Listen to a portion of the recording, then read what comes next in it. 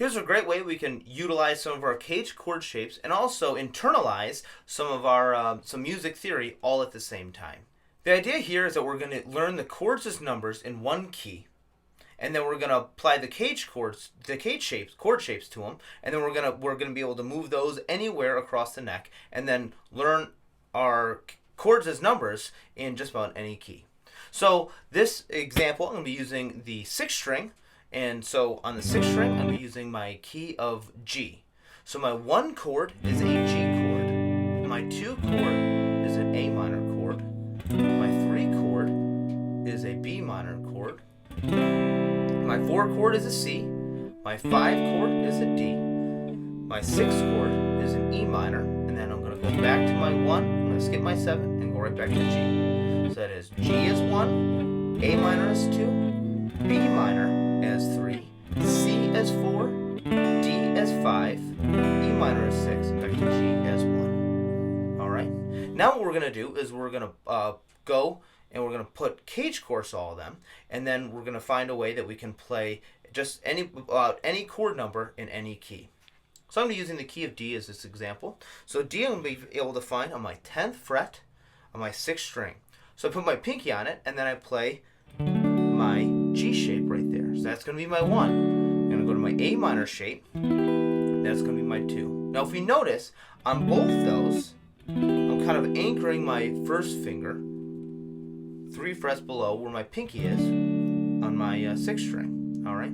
Now for the 3 chord, this is the only chord in this key that we're going to have to do this in, is where we have to kind of reposition our first finger just for that 1 chord. And then when we go to our 4 chord, we have to go ahead and put our first finger back. So it's G shape for my 1, A minor shape for my 2, B minor shape. Again, I'm saying B minor because we have to think about this as kind of almost being like our capo, where our first finger normally is, up 2 frets. Then we're going to go back here, my C shape, my D shape. Instead of doing the full D shape, I know that one's pretty tricky to kind of grab, especially when we start kind of utilizing these in songs and whatnot. So what I tend to do is I tend to use my just a 4-string power chord right here for my D shape. And then so that's my 5. And my 6th chord is going to be my E minor shape. I'm going to go back to my 1, which is my G. That's 1, 2, 3, 4, 5, 6. My G is my 1, A minor is my 2, B minor is my 3, C is my 4, D is my 5, E minor is my 6, and then G is my 1 again. Now, like I said, what's pretty neat about this is that now that I only memorized 1 key, yet now wherever I put my pinky, I know those chord numbers right here, right? So if I were to go to B, which is right here, 7th fret, 6th string, all of a sudden, there's my 1 chord, my G shape, 2 chord is my A minor shape, 3 chord is my B minor shape, 4 chord is my C.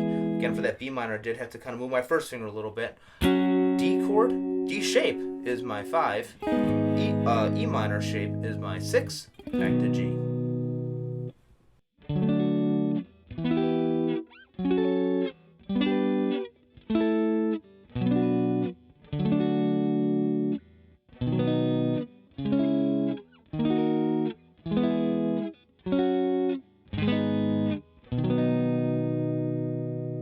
Now the best way to practice this is going to be to kind of jumble up the numbers in whatever order that you want. So you could just kind of write down a bunch of random sequences and see if you can kind of work up to it. One way that I like to do it is kind of just take our 1, skip a chord, so go to 3, and then go back to 2, and then skip 1 to 4, go back to 3. So let's do that in the key of D.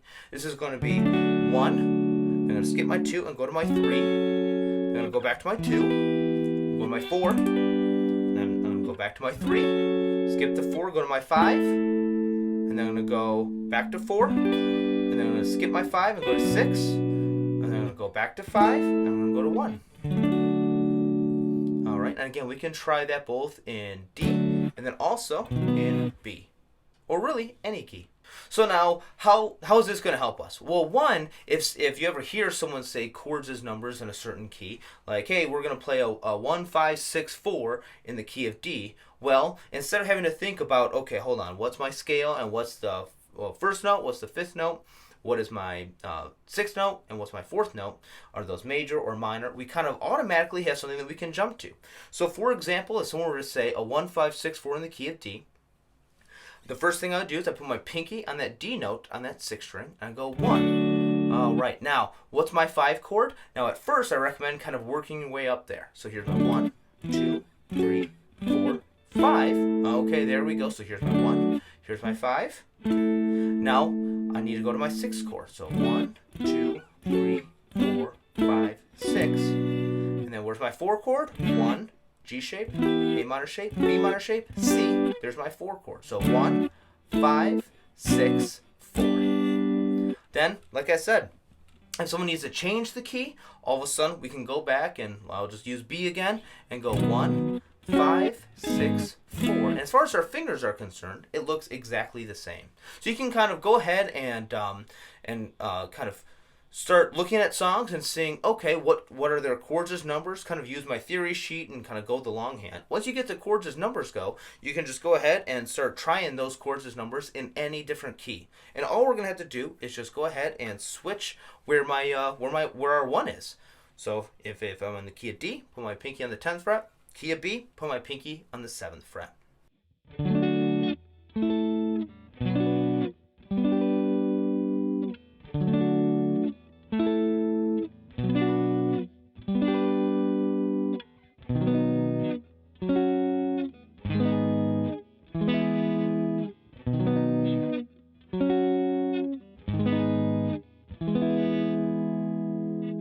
Let's go through one more example. I'm going to go through a 1, 6, 2, 5, again in the key of D. So here we go. Put my pinky on that D, then I go to my 6th chord. So 1, 6, 2, 5.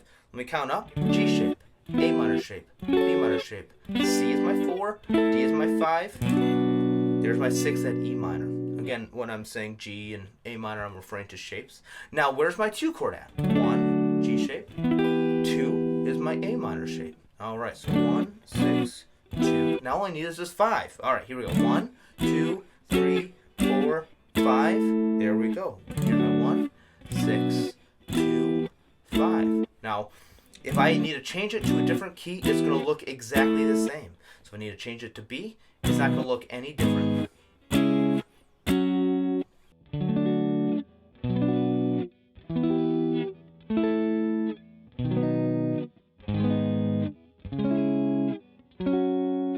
Now I find this a really helpful way to kind of start internalizing some of these, and once you kind of get used to playing a certain key all the time, like if I play in D all the time, I'm going to start noticing, oh hold on, my 6th chord, that's actually a B minor chord. So then we can start referring to our 6th chord as just, and thinking of it as, well, the 6th of D is a B minor. The more that you see something, I think we don't necessarily have to go out of our way to memorize it, we just have to use it more, we have to utilize it more. So if I know that my 6th chord is B minor, well then all of a sudden, if I know a song's just 1, 6, I can just use my open D. So that's easy. And then B minor, which is my 6th chord. Alright? So there's all sorts of ways that this kind of helps out. I find it a cool way to utilize our CAGED chords and also internalize some of those music theory all at the same time.